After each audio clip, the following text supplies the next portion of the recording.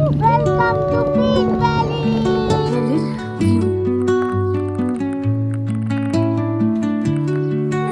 Good morning, good morning from Tabo. এই হচ্ছে বাইরেটা। আমরা এখন রেডি হয়ে গেছি। এখন আজকে এখান থেকে বেরিয়ে যাব পিন ভ্যালি, আর ওখানে গিয়ে মাড ভিলেজ বলে একটা একদম মানে লাস্ট ভিলেজ আছে, ওখানে গিয়েই থাকবো। তো কেন কি এটা স্পিতি সার্কিটের মধ্যে এখনও অবধি পড়ে না, কিন্তু যেহেতু এই দিকটায় এসেছি তার জন্য ভাবলাম যে পিন ভ্যালিটাও ঘুরে আসা দরকার, সেটাই যাব। আর আজকে মানে ঠান্ডা ওখানে খুবই, এখন দেখাচ্ছে ওখানে স্নো পড়ছে, জানি না পাবো কি না, বাট মাইনাসে চলে যাবে পুরোপুরি টেম্পারেচার। যাই হোক, যাই দেখি, নতুন একটা এক্সপিরিয়েন্স, নতুন জায়গা। সো এটা এখন অবধি আমি মানে কোনো ভিডিওতে দেখিনি কীরকম কী জায়গা না জায়গা, দেখি কীরকম হয় বা কীরকম লাগে সেখানে যেতে। তারপরে না এখন একদমই কোনো রোদ নেই, একদম পুরো মেঘ করে আছে আকাশটা। আর এখানে এখন টেম্পারেচার আছে 3 ডিগ্রি। সো মানে ঠান্ডা তো খুবই বেশি আছে। যাই হোক, আমরা এখন যাবো একটা এখানে মনেস্ট্রিগুলো একটু দেখতে। তো চলো ওখানে গিয়ে দেখা যাচ্ছে। সকালে বেরোলাম একটু মার্কেটটা, মনেস্ট্রিটা দেখার জন্য। Hello, this is the monastery Tabo. Hello. তাবোর মনেস্ট্রি দেখতে এখন বাজে সকাল 10:30। তো খাওয়া দাওয়া ডান, চা খাওয়া ডান। এখন আমরা মনেস্ট্রি দেখবো 8 ঘন্টা 45 মিনিট দেখে আমরা বেরিয়ে যাবো সোজা মাড ভিলেজের দিকে। পিন ভ্যালিতে অবস্থিত ওটার মাড ভিলেজ, ওটা একটু আগে আগে পৌঁছাবার চেষ্টা করবো, তাহলে প্রাকৃতিক সৌন্দর্যটা আরও সুন্দর উপভোগ করতে পারবো। ওয়াও, কি মস্ত আছে না দেখতে, সুন্দর একদম। চারপাশের প্রকাণ্ড পর্বত। হ্যাঁ, পুরোটা যেতে দেবে এখন, চল 9টার সময় খুলে যায় ওটা। কালকে আমার সাথে ওই মঙ্কদের কথা আছে। ওয়াও, কি অ্যামেজিং।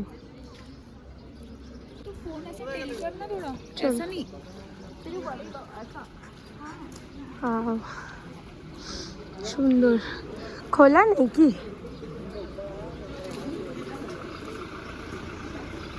ওয়াও, কি সুন্দর লাগছে। 1000 বছর উপর হয়ে গেছে। কোথায় এই মনেস্ট্রিটা? পেরিয়ে গেছে, 1000 পেরিয়ে গেছে। বাপ রে, 1000 বছর আগেকার এই মনেস্ট্রি কোনটা, এইটা না এইটা? এই মনেস্ট্রিটা, এটা তো নতুন ভাবে কনস্ট্রাকশন হয়েছে। এই মনেস্ট্রিটা সবচেয়ে পুরনো, দেখো না মাটি, মানে এইটা ওইটা। ও আচ্ছা, বাট কালার করা সুন্দর, সুন্দর ভাবে তৈরি, পুরোনো দিনের কাঠ দিয়ে পুরো তৈরি করা। এই মনেস্ট্রিটা পুরনো, আর এইগুলো তো নতুন কনস্ট্রাকশন করেছে। হ্যাঁ, আসো এইদিকে, চলো। এই যে এটাই পুরানা মনেস্ট্রি। কতটা সুন্দর দেখতে পাচ্ছ, মাটি দিয়ে তৈরি করা। আর কত সুন্দরভাবে রেখেছে এরা, কত যত্ন করে। ও ওয়াও, দারুণ সুন্দর কিন্তু।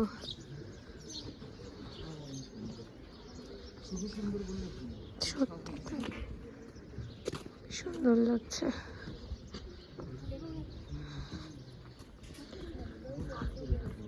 হ্যাঁ, এই ইয়েটা না?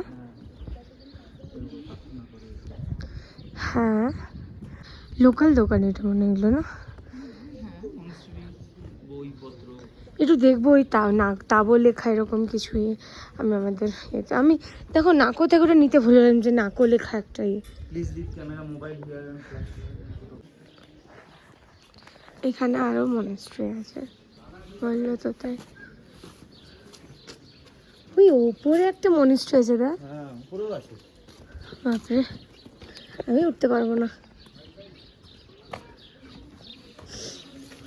ওইটা আবার দেখ, মাটিতে করা করা, কি সুন্দর দেখতে এটা।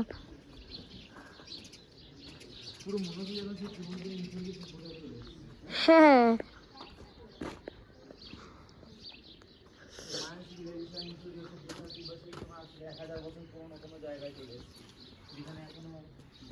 কি সুন্দর এই ফুলের গাছটা।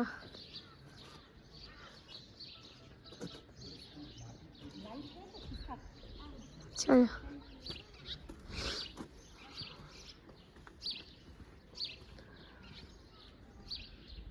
বাপরে, বহুত পুরানো।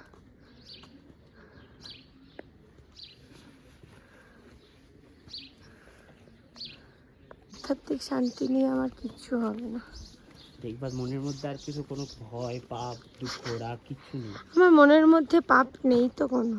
না না কিছুই থাকবে না, কোনো ইমোশন থাকবে, দেখে সবসময় হ্যাপি লাগছে, খুব হ্যাপি। আমি খুব সবসময় happy.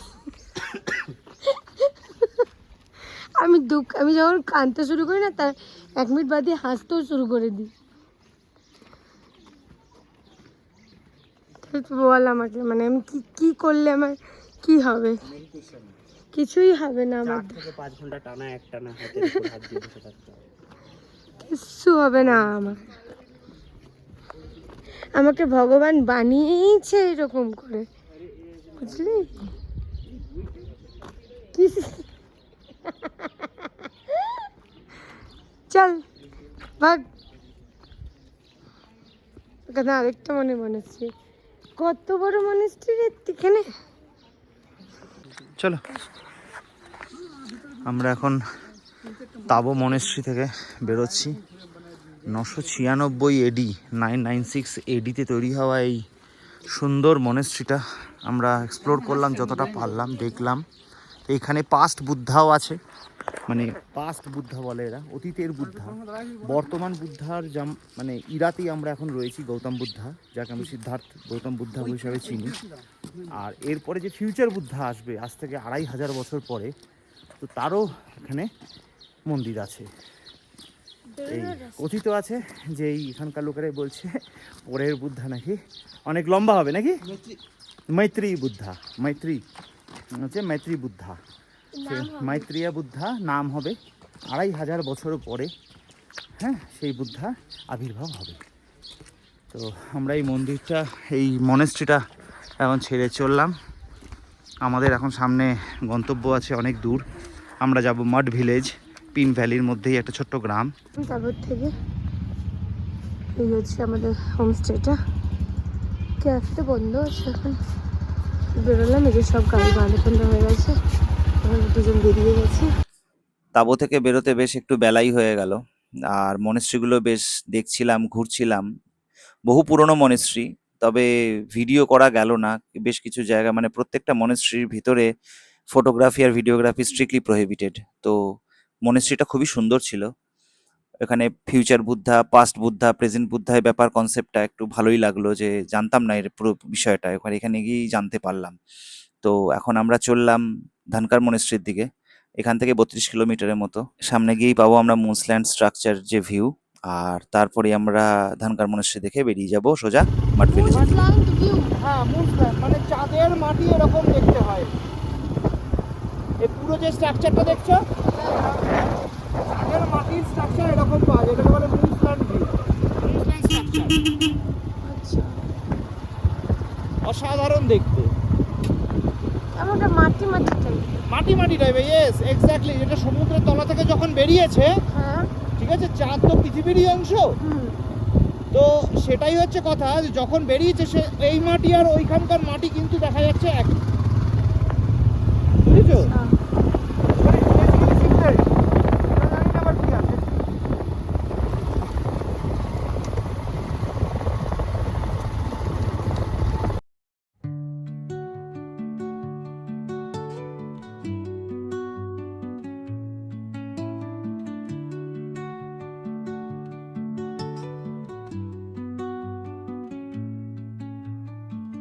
Under the boughs where the shadows play, the wind hums songs at the break of day,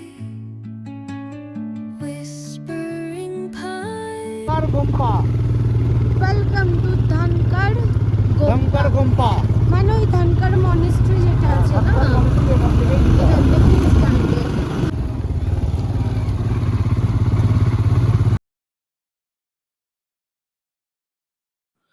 চলে এসেছি আমরা ধানকার গুম্পা, বা যেটাই ধানকার মনেস্ট্রি। এই বাঁদিকে নতুন একটা মনেস্ট্রি তৈরি করছে, যেটা আন্ডার কনস্ট্রাকশন এখনো।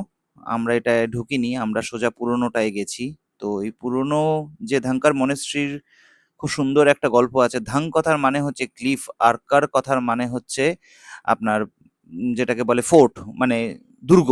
তো এটা ৩০০ মিটার উচ্চতায় পাহাড়ের একটা ধারে তৈরি করা প্রায় ১,০০০ বছর পুরনো একটি মনেস্ট্রি।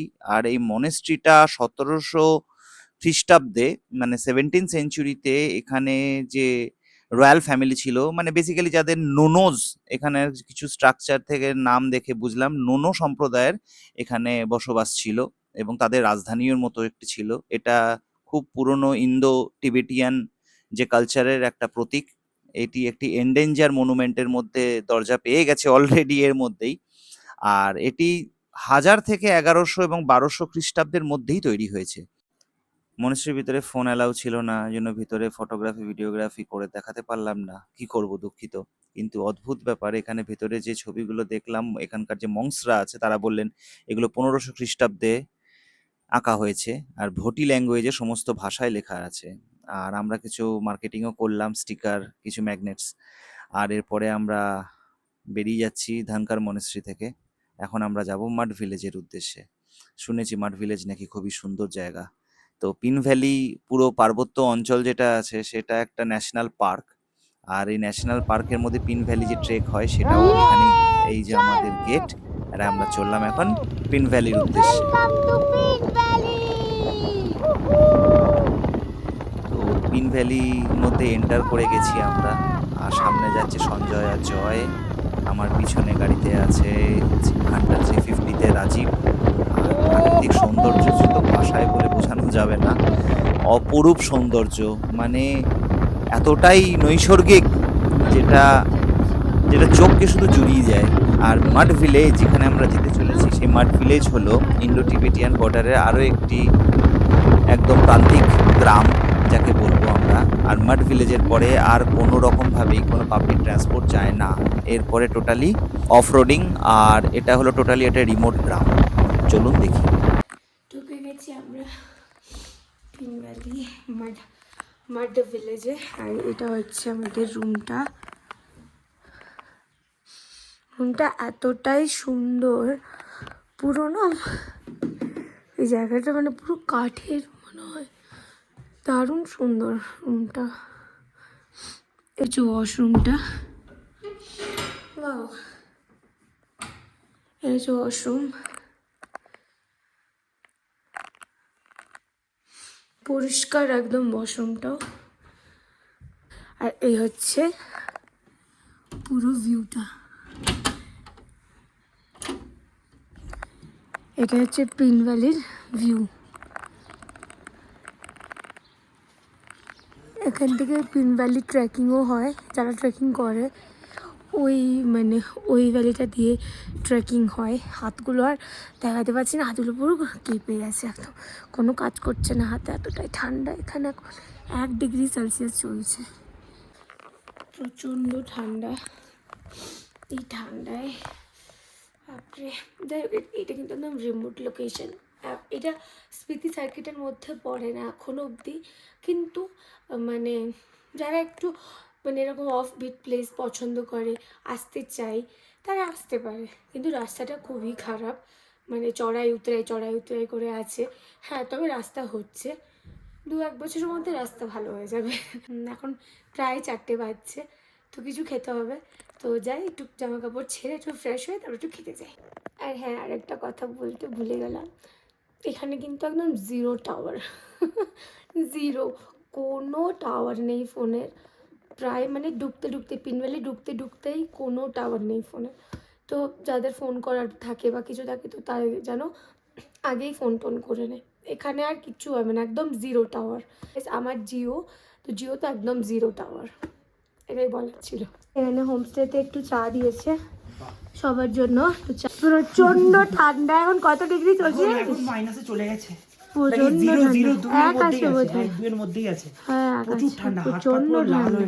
সত্যি প্রচন্ড ঠান্ডা। যাই হোক, চাটা গরম গরম খাওয়া দেখ ভালো লাগবে।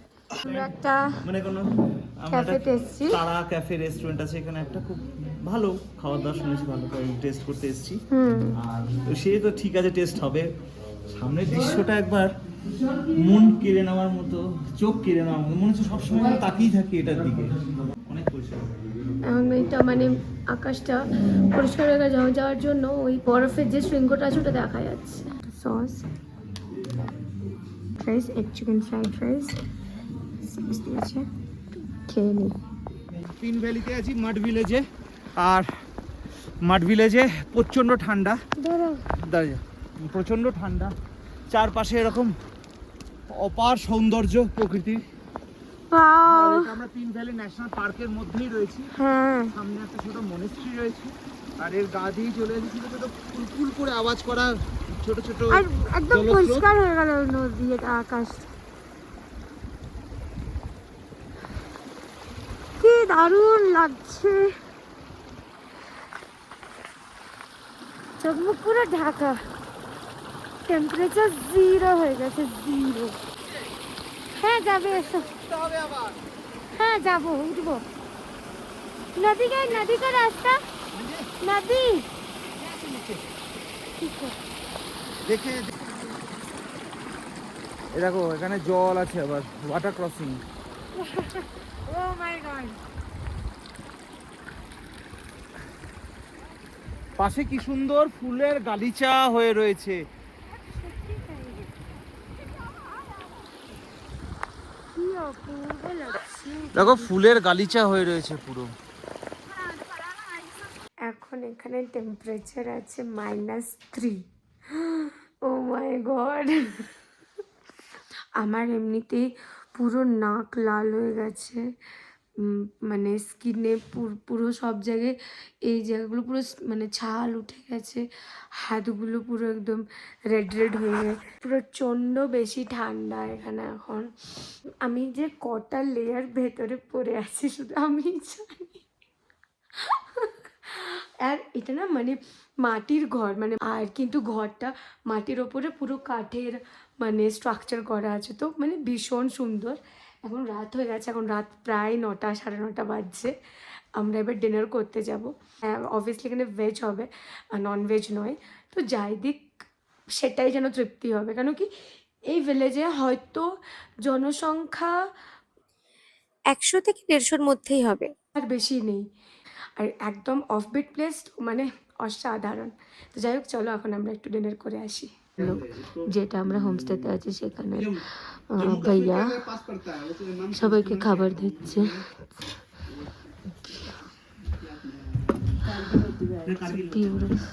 একদম বহুত আচ্ছা খানা হ্যাঁ, খাবার খুবই ভালো।